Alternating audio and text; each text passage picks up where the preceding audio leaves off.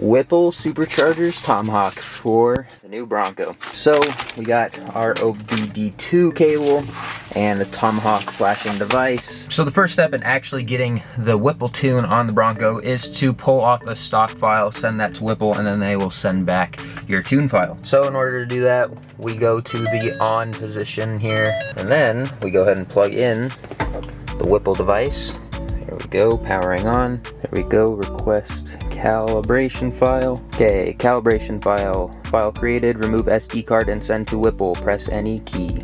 So now we got the SD card out here into the computer, and here is our file. Alright, so now we got to fill out this form here. We'll be using 92, of course, Bronco 2022-27. Here we are a few days later, and Whipple sent us our performance tune. So we'll walk through the steps here real quick. So here we go. Whipple sent the app LDR file, which is their firmware update. Then we have the request calibration file, which is the .req file. And then lastly, we have the bin file, which is the performance tune. All of these are loaded onto the SD card at once right now. The request file was the one that you took when you pulled off the stock calibration and send it to Whipple. So now we go ahead, take the SD card out, put it in the Whipple Tomahawk, put the Bronco in accessory/run, and then plug in the Tomahawk. Application bootloader firmware is updating. Alright, now that is done, we go to programming and click enter, software update, and then start. We are flashing.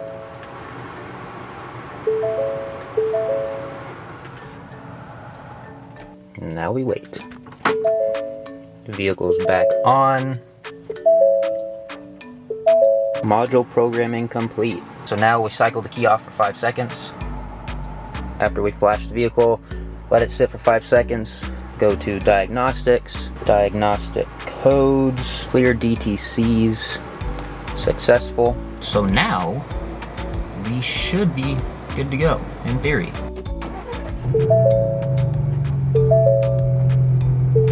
Alright, everything seems good so far, so let's take it around the block. Auto start stop should be working in this scenario. So we'll drive around and see if it doesn't work, because the Whipple is supposed to disable that.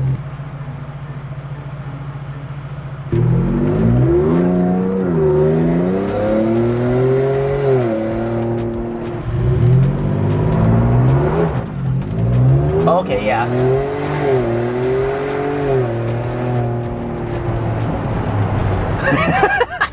Well, it worked, because you can do a burnout now, so I'm gonna definitely need new tires now. Yep, need new tires.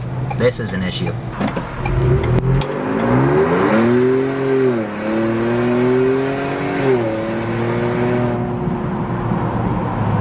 One wheel peel for the win, let's go. Another thing is that it's kind of weird when it was stock with the cutout, you could hear it a lot more. If you step on it and then you have rev overhang and then you take your foot off the gas and get back on real quick, it would slightly like burble. Like that. Oh, that's childish. I've never been a fan of that. Both of my Corvettes, I never cared to have a pops and bangs tune. But I mean, this is a V6 and might as well embrace the buffoonery.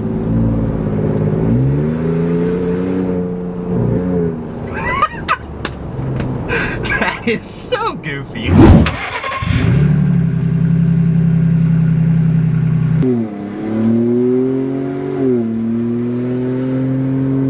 So now that we are tuned with the Whipple, we got to test out each of its functions. So we are going to test out, of course, the power increase, see how much better it pulls, and then the reduced torque limiter, and of course, if you have a 120 mile an hour speed limiter, and it was 101, we got to see if we can at least beat 101 in Mexico, of course.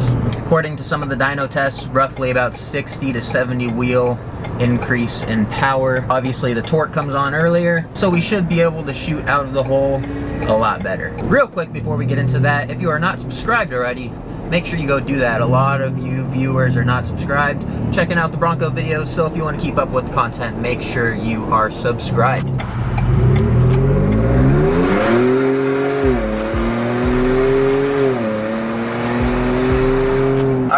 throw her into sport here, 2-wheel drive. Here we go.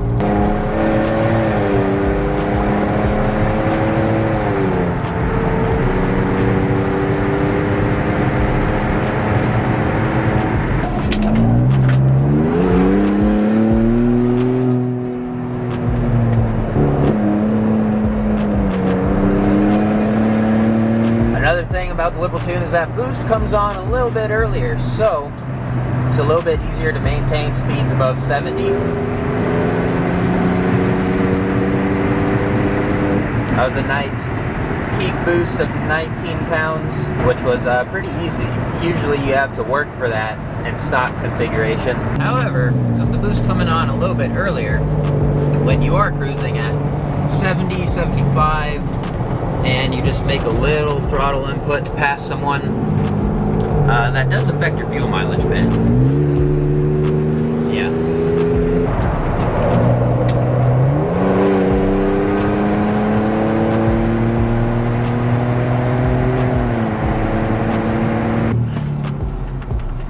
All right, from a stop.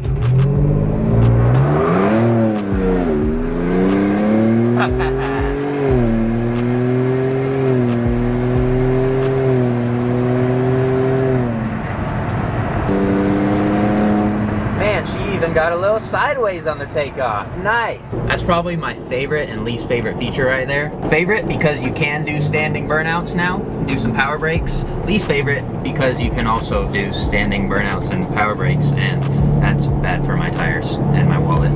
But who cares?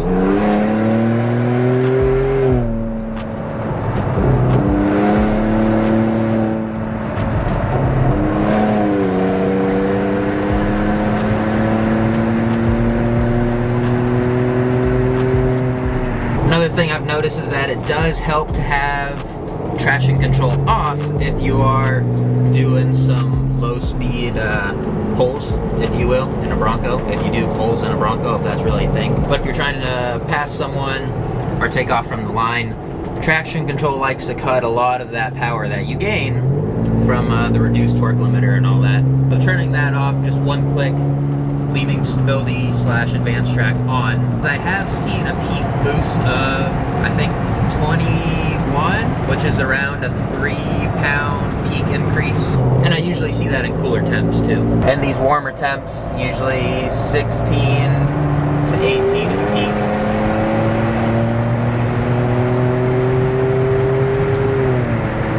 Peaked out about 19, then it dropped down to 12. With that being said, one of my favorite parts about the Whipple compared to the JB4 is that the Whipple appears to be a fully inclusive tune. You know, you hit peak of 19, PCM sees, oh, hey, you know, hot IATs, want to help prevent some spark knock, pull a little bit of timing, maybe a little bit of boost. So people think that the flash tune is often more dangerous than the JB4, but in actuality it's probably a bit more inclusive and keeps those parameters in check rather than the JB4 just adding in more boost.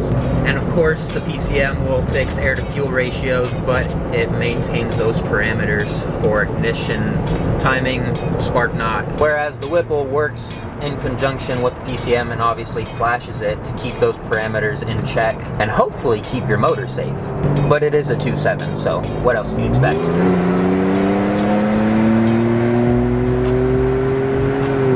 I also just checked the humidity today and it is a whopping 50%. So again, the Whipple showing that it is an inclusive tune, probably making some less boost than normal. Alright, now let's do some launches.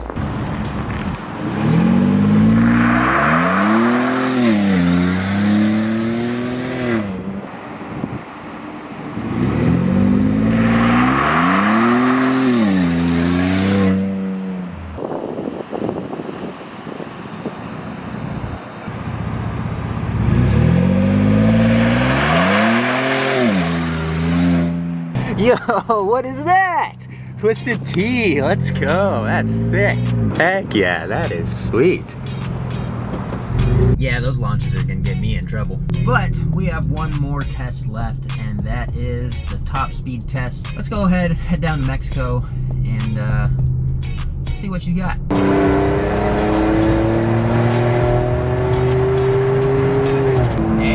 in Mexico.